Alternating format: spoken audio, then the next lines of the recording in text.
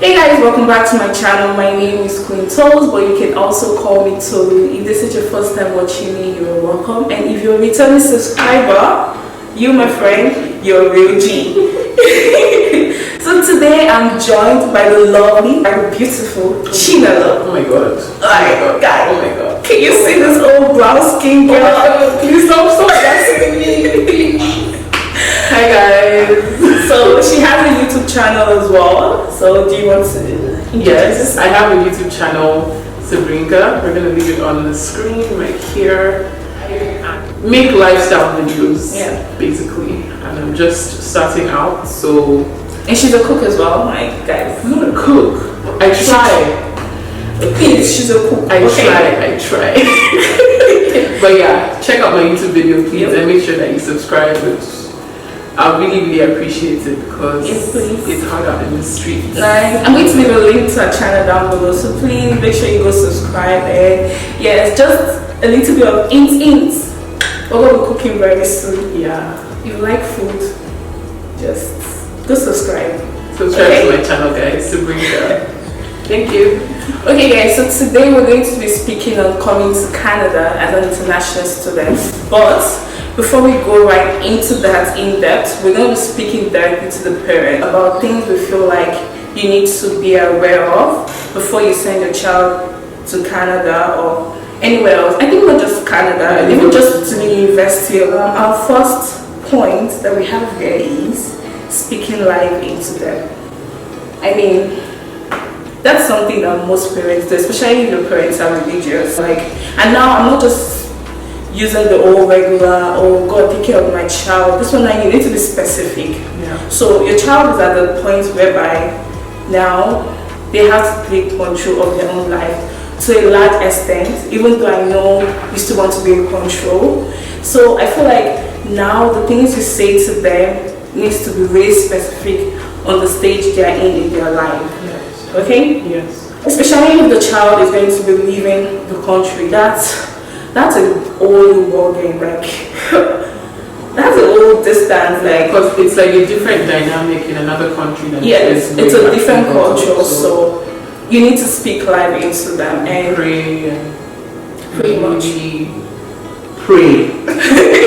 Really pray for them, because honestly, and even when you're speaking to them, like I feel at this point this is where you need to come down to their level and know that, especially depending on the kind of child you have, some parents don't actually realize that their kids are waiting to go out there to explore. But you just think that, okay, I trained my child, do this, do that, do that. At that moment, they're doing that because they have to do that because they're under your roof. But you don't know what that child has planned. So for me, I would like to say, please know the child you're sending, like really know the child, know how to relate to your child, especially if you have so many kids. Not even just so many kids, if you have more than one, they're two different individuals. You can't how I say it, depending on the character of both child, I feel you should know, as a parent, you should know how to tailor your words or your attitude towards them. Do you get what I'm saying? They're both different. They're both different people. You same box. You can't. Yeah. So speaking life into them, you need to sit down and build your relationship. And I feel like this is again, I'm sorry I keep saying Nigerian parents. That's because I'm Nigerian and I mean soon to be Canadian. But let's just leave that. That means okay, like you can't just wait till you're done with, when you're almost done with high school, then you're not like, hey, my daughter, you know I'm your best friend. And throughout the whole period, throughout the years back, you guys were not friends. And I also want to say something, like I think you have to build a relationship with each child. Exactly. Like independently. Yes. Because like she said, every child is not the same. So the fact that even having twins doesn't mean that they're both the same. I know. They both have different characters. Yes. So you have to sit down with each child and build a relationship with each child independent of. And I say this because like coming here, I see people who are very close to their parents, and there's this other group that are not close to their parent. And I can see how the people who were very close to their parent, how things didn't really bother them as much. Not like I don't want to say bother them, but it was situations will arise, and it was always good to have someone reassure you that things will be alright. Like even if you're not close to your parents, I know your parents always reassure you that things will be alright, but there's a different mental health you need to be aware of kids who leave Nigeria, because you're coming to a whole new country, you're coming to a whole new vicinity, you're coming to a whole new culture. Like you're literally uprooting your life and you're starting again. So it's like you have to unlearn so many cultures you've learned in Nigeria and come to Canada and relearn everything. So it's really like, I mean, not necessarily unlearn. Okay, when I say modifying your learning, yes, to suit the culture you're in. And I'm not saying that like your mental health is going to suffer, but I'm just saying when you come, especially when you come as a young teenager, as a young adult, maybe you come 17. Everyone is coming with you at 17. 17. If you're even coming at 17, you're good. So you have some people who come at 15, 16. Like, especially Nigerians are so young when we come, and it's like when we come, we're all at the same level, we're all at the same age group. Like one of my fellow 17-year-old who is also is only going to advise me to the best of her knowledge. Okay, she's only going to advise me to the best of her knowledge. But people who I knew, or people who I know rather, that have a great relationship with their parents, like just at least have one person you're very close to, your family, that you know you can always share that burden with. Like, and it's even better if you have like an older sibling that actually knows what they're doing. And like maybe you have an older sibling that is also in another country as well, and has, you know, like they have some kind of experience on you know, being away from the family for so long as well. But even like I get why you say that, but most times even the older siblings navigating is or our way around, so they are also still going to be able to advise you based on the knowledge they have. Like your parents have gone through life, right? They've gone through life, so I'm telling you, if you can avoid so many mistakes, why not? Like your parents again, like, oh my god, have you ever spoken to your mom and you sleep well that night? Because I mean, your friends would advise you, you people go ahead with the advice you too, but you know, yes, we've done it. Then your parents find out the advice or whatever route you guys went, and you're now all of you are angry. I mean, like it will always be great, and it's always nice to know you have like a great support. So this is to the parents out there, please try and build a great relationship with your child before they leave. Like, assure them that they can speak to you. Like, you need to come to their level, that they can speak to you. Because again, it's one thing, it's good when you train your child, because even when they leave, believe me, 80% of the time they still keep to that morals. The ones who don't keep to that morals is because all the times you were hammering those attitudes and attributes to them in their mind, they already knew that thing wasn't going to stick with them. So they were just waiting for the gates to open for them to be who they really are. Another thing I'll also say is for parents to be patient.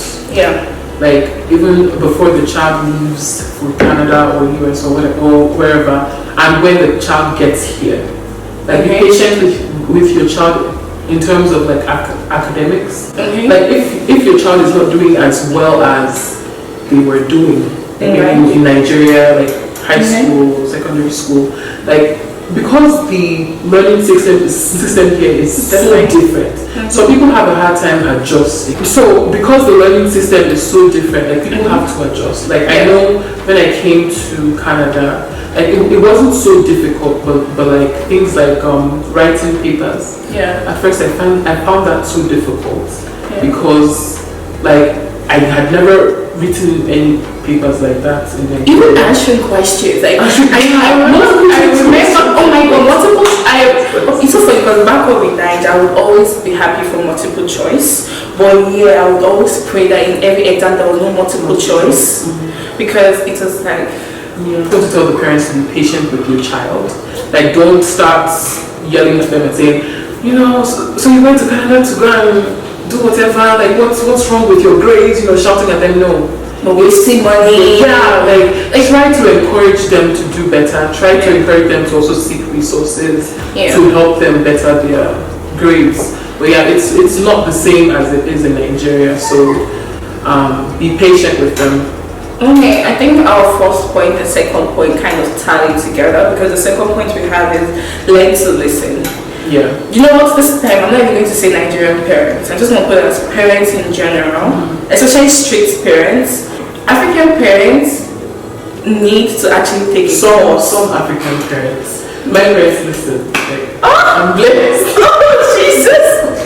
But some African parents don't listen. Majority of African parents don't listen. They're just hearing. They're not actively listening to you. And they actually to your behaviors. Oh my God, yes. African parents don't actually know how to read signs. Yeah. So it's not just by what the child is saying. You need to actually look at the behavior of the child to see what they're gonna say, because that's one thing again. Growing up in Nigeria, they don't really teach you how to express yourself. Like that's one. Oh my God, that's one thing Nigerian students suffer. They don't know. Okay, let me say Nigeria. Some Nigerian students, before people come for me, some Nigerian students, they find it so difficult to be able to express themselves, and it's so frustrating that it really takes them into this level of, I don't want to use words like mental, or like anxiety and depression. Oh my God, they really go through. I really don't want to use words like that, because like that's another topic. We don't believe in that, but moving on, we're having depression. Or anxiety, what's depression? But it does happen. So please learn to listen. Like, listen to what they're saying and listen to what they're not saying. I know that doesn't make sense, logical, but that again goes back to our first point in knowing your child. Yeah. Because if you have a child that you really don't know, or you really can't sense when something is happening to them, even without them saying. Like, it's so difficult. Like, it's really difficult. So please, again, be patient, learn to listen, build a relationship with your child, and also like ask them questions. Yeah. Also goes back to what you're saying. Just because they're not saying anything doesn't mean that there's nothing going on.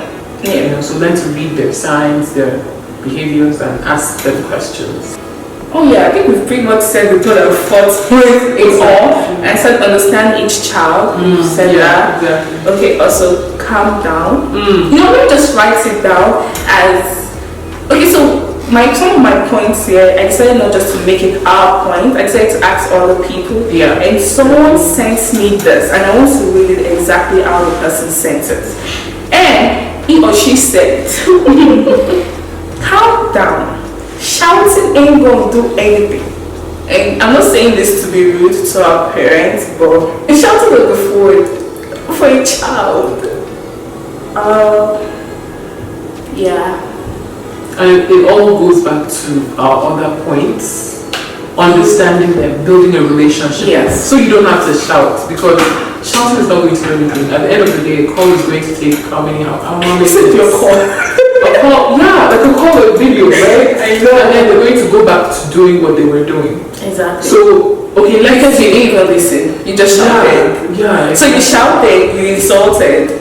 But what point exactly did you even pass across? Granted, there are kids that have been brought up well. The parents have listened to them. The parents have built a relationship with them. Yeah. But then they come here and then they're misled by other people. Yeah. That still happens. That happens. And then in that case, parents, don't shout. Like, try to understand them in that moment and give them advice on how to come out of that situation. I think the biggest issue for Nigerian parents is learning to lower themselves to our level. To our level. I feel like that's the biggest issue Nigerian parents have, because Nigerian parents they really don't. I don't want to say that ego thing, but Nigerian parents, they have this understanding that they are parents, they are not your friends. I get that. Like, I mean, your respect will still be given to you, whether or not you request for it or you demand for it. They will still give you that respect. Some students, some children, they don't respect, they fear. And that's not something you want as a parent. Like, I would never want my child to fear me. I was saying there's a difference between fear and respect. Having your child respect you is more valuable than having your child fear you. Like, fear can just be because they know how you're going to react. Yes, how you're going to react. But respect is because, they love you so much to give you that respect. Like, so having a child fear you is just going to disrupt things, because fear is a very, very, how do I even put it? Don't have that relationship with your child that would elicit fear and not respect. Yeah. Respect is better than fear, trust me. I mean, don't trust me, I'm not a parent, but yeah. You do what I mean? Okay, so the next point is different people are not you. Number one, they're not even your age mates. Nope. You guys are not the same people. Yeah. Yeah. Like, so don't put your own expectations of yourself on them. Yeah. But help them to pave their way. I think that's where disappointment in terms of parents being disappointed in their kids arises from. Yeah. So it's not even because the child is not doing well, it's just the expectation in which they built up, and they're like, I almost feel like they train you based on the expectation they want for you, for your outcome of life to be. Yeah. So when they've trained you in all those parts, then you get to a stage and you are not like, you're branching on your own, and they're like, come here, it's not me that blessed you, it's not me that brought you to this life. That's where they're disappointed. The child is rebellious at this moment. So just have in mind, the funny thing is, parents don't even realize that even if the kid or the child doesn't actually become what they expected or envisioned that child to be, but if you actually look very close at that child is pretty much very similar to you in terms of attitude and behavior. Because, I mean, that's what they grew up with. That's what they're going to project outside. So they've known all their That's what they've known. So the child is actually like you. What you didn't even do, you built up that child to be what he or she is. It's just because at that point they did not take the turn you wanted. Pretty much all the points we said are all intertwined with each other, because the last 2 points we had still on you and your relationship with the child, because the last 2 things I have here is they need to know they can run back to you. I think that should be my last point. And we're just going to talk on check on your child's mental health. And I say check on your child's mental health because the child comes here at a very young age. They're at that point whereby they're still discovering themselves. So especially when you build fear, the culture again, like I said, is totally different. The upbringing in which you brought your child, they actually took it in, but then again, you're taking them away from their comfort zone into a new culture and society. At that point, everything you've taught them is going to be tested. So even if they're fighting so hard to keep to the values and norms that they already have, it's taking so much willpower. Like, it takes the grace of God for them to actually stick to it. And that whole process is really, I don't say it's hard, but it can be overwhelming. It's very overwhelming, and if not contained very well, they start to question a lot of things. So check on your child's mental health. Check on simple question: how was your day? Did someone say something to you that affected your own mood? Because, and I say that again for the child that doesn't know how to voice his or her expression or opinion out. So please check on them. Like, it's good to pray to them. I say pray to them. It's good to pray for them and all, but you need to also be a friend to your child. Like, you can be a parent them how you want to, but they also need to know that they have a friend, because, like I said, the first few friends they're all going to meet, a whole bunch of 17, 16, 18 year olds, all on the same level with them. And people are coming from different parts of Nigeria, different backgrounds, with different upbringing. At that point, they're mixing with different people. And again, your background does shape the way you think. So if the child is coming and she's meeting, or he is meeting someone from a different background and different upbringing that you wouldn't have even accepted in the first place. Yeah. That's why I said, just check on them and keep reminding them who they are. Speak life into them. If possible, for the first 1 year they are here, you need to be so encouraging and just probably not say any bad thing. And also, like, you need to nurture your relationship with them as well. Like, making sure that, you know, I mean, not every parent has time to be calling their child every single day. Yeah. But like maybe setting like a time, like where like a day, like in a week, saying, okay, this is the day, and this is the allotted time that I'm going to speak with my child, and we're going to bond. You know, that bonding needs to continue. Yeah. And please don't leave it to when they're here in Canada then you're trying to build a bond with them. Start. Don't do that. Yeah. In summary of all what we've said, actually no, I shouldn't say guys because I'm addressing the parents. So our dear mommies and daddies, first of all, like we said earlier, we're grateful first of all for bringing us here because I mean, thank you. Yeah, thank you. Like, thank you for even having such a very big dream for us. Like, it's good to actually have someone that sees us do something so big because this one is negative. Like, everyone has an opinion about you, you're not good enough. So it's actually good to know that our parents see us doing big things. So that really sets the ball rolling for us to know that we're actually here to achieve something great. So, with that being said, please build a relationship with your child to the point that they know that no matter what happens, when they leave home, they can run back to you. Okay? Yeah, that's pretty much it. Is there anything else you want to say? Not necessarily. Like what you said. Build a relationship with them before they come here, and even after they've come here. Continue to strengthen that relationship with prayers, with words of encouragement. You know, calling them. You know, actively listening to them. And I think that would actually help to reassure them that they're good, and that they have someone, and it will also be good for them to know that they actually have a parent or parents that understand them and are there for them no matter what. So so that this video doesn't seem like we came to attack our parents, we're just going to say something to you leaving home. Okay, first of all, you're leaving your parents' house. Okay, you're going to meet other people coming from different backgrounds.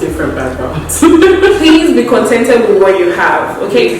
Especially now with the Buhari regime. I mean, unless your daddy's if your daddy's not $10 and your uncle is down with say, just subscribe to my channel. Subscribe to my channel. I'll be your tour guide. I'll be a tour guide in Canada, but in all seriousness, like, you're leaving home. I want to say know yourself, but then again, you're 17, you're 18. You really don't really know yourself that well till you're tested. But if you don't know who you are, kudos to you. But if you do or if you don't, kudos to you. But all I can say is, try to build your confidence level before you leave Nigeria, because that would help you so well here. So that's just the first point I'm going to give you. My next video, I'm going to be speaking to you. So you want to see what advice I have for you coming to Canada as an international student, especially if you're coming in January, like winter season. Stay tuned for the next video.